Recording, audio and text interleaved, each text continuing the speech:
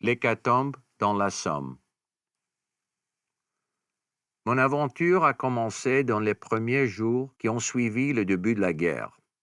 La plupart des soldats qui ont pris part à cette grande bataille étaient pour la plupart des volontaires qui se sont engagés dès le début.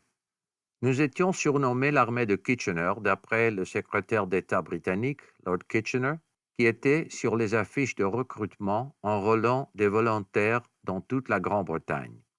Des millions d'hommes ont afflué pour le rejoindre. Nous avons été séduits par la promesse de pouvoir servir aux côtés de nos amis dans ce que l'on appelait les bataillons pâles, les copains. C'était une excellente idée en théorie. Les Italiens au sein du régiment étaient composés d'hommes originaires du même village, de la même ville ou du même lieu de travail. Nous nous sommes entraînés et avons travaillé ensemble, et quand le moment est venu, nous avons aussi combattu ensemble. Je venais de la ville industrielle brumeuse de Lancashire. Nous avons fourni un bataillon de copains pour le régiment East Lincolnshire. Lorsque la guerre a éclaté, la ville connut des temps difficiles. Il y eut une grève à l'usine locale des machines textiles dans l'usine de coton qui avait licencié plus de 500 hommes. La plupart des hommes s'empresseraient de s'engager pour le bénéfice de la solde des soldats ainsi que pour tout autre motif patriotique. Après tout, le salaire était le double de ce que nous recevions à l'usine. Si nous n'étions pas tentés par l'aspect financier, nous faisons face à des pressions plus subtiles. Je me souviens d'une affiche de recrutement qui disait « Te battras-tu pour ton roi et ton pays ou te cacheras-tu dans la sécurité que tes pères et tes frères ont lutté pour maintenir ?» Une autre affiche de recrutement portait un message beaucoup plus personnel. Il s'agissait d'un jeune homme qui se faisait humilier par le père de sa petite amie. On pouvait lire « Si tu es assez vieux pour sortir avec ma fille, tu es assez vieux pour te battre pour elle et ton pays. » Quelles que soient les autres raisons qui nous ont poussés à nous engager, beaucoup d'autres hommes l'ont fait aussi juste pour jouer la corde du patriotisme. C'était un sentiment de devoir et d'amour pour la patrie. Le Lancashire était très pauvre et un bon nombre de ceux qui affluaient pour s'enrôler sont chétifs et mal nourris.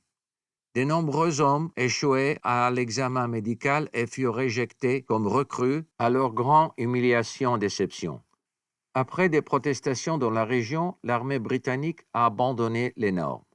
Au lieu d'exiger des recrues qu'elle ait au moins 18 ans, qu'elle mesure plus d'1,65 m avec un tour de poitrine de 98 cm, les règles ont été assouplies pour qu'il ne mesure pas qu'1,60 m et qu'elle ait un tour de poitrine de 95 cm. L'âge n'a jamais été un problème. Il était toujours assez facile pour un jeune de 16 ans de se faire passer pour un soldat, et cela était rarement vérifié. Lorsque l'heure du départ a sonné, nous nous sommes alignés sur la place du marché et avons défilé jusqu'à la gare en granit sous les yeux de toute la ville. Nous nous tenions sur le quai bondé et attendions le train à vapeur qui allait nous arracher à notre monde familier. Je me souviens et je vois des photos de moi et d'autres hommes souriant pour l'appareil photo. Nous n'avions aucune idée du chaos dans lequel nous nous embarquions. Alors que l'année 1915 s'achève, le commandement militaire britannique et français sont convaincus que la fin de la guerre passe par une seule grande poussée. Cela serait une attaque massive sur un large front qui souffrait à percer les lignes allemandes et former une brèche dans laquelle la cavalerie pourrait s'engouffrer. Cette tactique rétablirait une guerre du mouvement au lieu de l'impasse des tranchées. L'endroit choisi pour cette grande poussée était la Somme, une région calcaire du nord de la France, près de la frontière belge, nommée d'après le fleuve qui la traverse. La Somme n'avait en elle-même aucune valeur stratégique. Elle avait été choisie simplement parce que c'était la zone du front occidental où se rencontraient les lignes britanniques et françaises. C'était l'endroit le plus pratique pour une attaque combinée. Au début de l'année 1916, les Allemands ont leur propre plan. Ils ont l'intention d'épuiser l'armée française par des attaques constantes. Les Allemands lancent une siège sur la forteresse française de Verdun. Ils débutent en février 1916 et n'a réussi que trop bien, mais a un coût terrible pour leur armée. L'armée française ne s'est jamais remise des combats de Verdun et ne fut certainement pas en mesure de nous offrir un soutien plus que symbolique lorsque leur propre grande poussée commence à l'été suivant. Notre commandant, le maréchal britannique Haig, commandait les troupes britanniques dans cette section du front et il a commencé le plan final de la bataille de la Somme. Le maréchal Haig avait la responsabilité du commandement général des armées, soit 58 divisions. La plupart de ces hommes étaient des recrues de l'armée de Kitchener et s'étaient engagés en 1914. Nous étions entraînés et prêts à nous battre et nous avions envie de montrer de ce nous étions capables. Dès le début, il y avait quelque chose de peu imaginatif dans la tactique du maréchal Haig. Le maréchal Haig était convaincu que Dieu l'avait aidé dans ses plans de bataille. La date de notre première attaque fut 1er juillet à 7h30 du matin, après une période de 5 jours de bombardement par plus de 1000 pièces d'artillerie. C'était bien trop vide pour l'ennemi. Le bombardement de 5 jours indiquait une attaque dans ce secteur aussi clairement que si vous l'avez écrite à la plume. Ceux qui, comme moi, se sont précipités pour s'engager dans un premier élan d'enthousiasme pour la guerre étaient sur le point de découvrir la véritable nature de la guerre du XXe siècle. Le soir avant l'attaque, nous avons été emmenés dans les tranchées de la ligne de front. On nous fit passer devant des fosses communes ouvertes, fraîchement creusées, en prévision des lourdes pertes à venir. J'étais plus proche de l'ennemi que je ne l'avais jamais été, et j'ai essayé de m'installer dans ma position inconfortable et de me préparer pour le lendemain matin. Dormir avec le bruit du bombardement d'artillerie à quelques centaines de mètres était impossible. La veille de l'offensive, le commandant nous a informés de la tâche à accomplir. On nous a dit que les tranchées que nous ayons attaquées seraient sans défense, que les 5 différentes ordonnances s'en seraient assurées et qu'il aurait aussi coupé les barbelés devant les tranchées allemandes. Les généraux étaient tellement convaincus que nous n'aurions aucun problème à prendre la ligne de front allemande que les troupes étaient envoyées au combat avec plus de 30 kilos d'équipement supplémentaire. C'était qu'on portait 2 lourdes valises au combat. Ils s'attendaient à ce que nous occupions les lignes de front allemandes et que nous repoussions les contre-attaques. La Somme n'était pas un bon endroit pour lancer une attaque. La principale raison de son emplacement, le point de jonction des lignes de front britanniques et françaises, avait été réduite à une considération mineure après avoir été déterminée. Seulement 5 divisions françaises allaient prendre part à cette bataille, alors que nous avions 14 divisions britanniques. Tout au long du front, les Allemands occupaient les terrains les plus élevés, nous devions avancer en montant. Le sol crayeux avait permis aux Allemands de creuser beaucoup plus facilement. Ils se trouvaient à 12 mètres sous terre et avaient construit des positions lourdement fortifiées qui avaient pratiquement été à l'abri des 5 jours de bombardement. Les 5 jours de bombardement n'avaient pas non plus été aussi impressionnants qu'il n'y parut. Les 1,5 million d'obus tirés avaient été produits à la hâte et le contrôle de qualité avait été inexistant. La plupart des obus étaient dératés et n'avaient pas explosé, ce qui ne faciliterait pas l'attaque. Les obus qui avaient explosé avaient ravagé le sol devant les tranchées allemandes, ce qui rendait beaucoup plus difficile l'avancée de notre attaque. Lorsque le bombardement d'artillerie prend fin à 7h30 du matin, plusieurs énormes explosions secouent les tranchées allemandes. Ces explosifs avaient été placés par des mines déposées à intervalles sous les positions allemandes le long des 30 kilomètres de front désignés pour l'attaque. Après cette formidable explosion projetant de la terre à dizaines de mètres d'auteur, un étrange silence s'est installé sur le champ de bataille. Après le rugissement constant des 5 derniers jours, cela semblait anormal. J'imagine que les soldats allemands ont su immédiatement que quelque chose allait se passer. J'étais certain qu'ils émergeaient rapidement de leur bunker et installaient leurs mitrailleuses. Tout le long du front de bataille, on voyait du bleu. C'était le signal d'attaque. Nous grimpâmes sur des échelles en bois placées le long du bord extérieur des tranchées de la ligne de front. Nous nous sommes disposés en ligne nette, telle que nous l'avions appris lors de notre entraînement, et nous avons marché dans le no man's land par vagues successives. Certains d'entre nous avaient des disques dans le dos. Il était censé réfléchir la lumière. L'idée était de montrer à l'artillerie où nous étions pour que nous ne soyons pas touchés par nos propres buts. C'était un matin d'été lumineux, déjà si chaud que les hommes sentaient la chaleur du soleil sur leur nuque. C'est le plan d'action du maréchal Haig qui prévoyait que les soldats devaient avancer en ligne droite selon un ordre précis. Il avait décidé de ne pas envoyer le détachement éclaireur pour vérifier que le barbelé avait été détruit.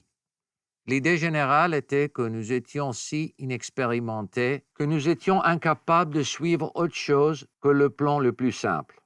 Il devait y avoir suffisamment de flexibilité ou d'initiative, tout comme nous étions une vaste marée d'hommes destinés à balayer les Allemands de leur position. J'étais dans la première vague de l'avancée. Alors que nous approchions des lignes allemandes, j'ai vu avec horreur que le barbelé n'avait pas du tout été détruit. Nos obus d'artillerie les avaient simplement fait sauter en l'air, puis il était retombé à l'endroit d'où il se trouvait précédemment. Il y avait des ouvertures dans le barbelé, mais nous ayons rapidement comprendre qu'ils ont été délibérément coupés par les Allemands pour nous faire tomber dans des zones de combat où ils concentreraient leurs tirs des mitrailleuses. Selon le commandement militaire britannique, tout Allemand qui survivait au bombardement était censé être désorienté et submergé par l'ampleur de la force qui s'opposait à lui. Mais au lieu de cela, ils ont juste commencé à nous massacrer. Nous faisons face aux mitrailleuses, des armées efficaces qui tiraient 60 balles par minute, qui nous fauchaient comme si nous étions des épis de mai dans un champ. Un capitaine du 8e bataillon italien donna le signal de l'attaque en grippant sur le rebord de sa tranchée et en lançant un ballon de football en direction des lignes ennemies. Je suis sûr qu'il essayait d'apaiser les craintes de ces hommes par une démonstration de bravade, mais il fut abattu instantanément d'une balle dans la tête, ce qui a définitivement sapé l'effet qu'il avait essayé de créer. J'ai regardé, puis j'avançai dans un délire brumeux. Tout autour de moi, je voyais des hommes tomber au sol, certains mollement, d'autres en roulant et hurlant. Je continuais à avancer, j'avais l'impression d'être dans une ruche bourdonnante. Je continuais et je restais indemne alors que mes amis et camarades étaient abattus. 3 autres vagues arrivèrent derrière moi et ont subi le même sort. Je me retournai et regarda le long de la ligne. Je réalisai à ce moment qu'il ne restait que très peu d'entre nous. Conformément au plan, notre attaque s'est poursuivie toute la matinée avec 4 vagues d'hommes affrontant le même sort sinistre. Notre armée britannique était probablement la force de combat la plus rigide et la plus inflexible de la guerre. Dans le feu de l'action, les officiers subalternes devaient suivre les ordres à la lettre, à n'importe quel prix, même s'ils se trouvaient dans les circonstances impossibles. Les communications entre les officiers au front et les généraux à l'arrière étaient également médiocres. Elles dépendaient des lignes téléphoniques qui étaient coupées par les tirs d'obus et des ordonnances pour transmettre les messages du front à l'arrière qui étaient souvent tués en cours de route. Les officiers avaient reçu des instructions d'ordonner aux soldats d'avancer à tout prix malgré l'évidente absurdité. Le maréchal Haig aurait aussi bien pu nous ordonner de sauter d'une falaise. En début de l'après-midi, la nouvelle de notre massacre est remontée jusqu'au quartier général de l'armée et les autres attaques de la journée ont été annulées. Les chiffres des pertes de cette journée ont été les pires de l'histoire de l'armée britannique et les pires pour une journée dans n'importe quelle armée pendant toute la guerre. Je me suis arrêté un instant dans la confusion de le débâcle lors de mon retour au poste d'évacuation des blessés à l'arrière pour juger du carnage et pour trouver un visage familier revenu du No Man's Land. Nous avons eu notre appel habituel au cours duquel nous déterminions qui était revenu de l'attaque et qui ne l'était pas. Il y avait tellement des amis qui ne répondaient pas à l'appel, disparus et probablement tués ou blessés. Toute cette balle et pas une seule marquée de mon nom. J'avais l'impression d'être l'homme le plus chanceux du monde. Des 120 000 hommes qui ont pris part au premier combat du matin, la moitié avait été touchée. Il y a eu plus de 20 000 hommes tués et 40 000 autres gravement blessés.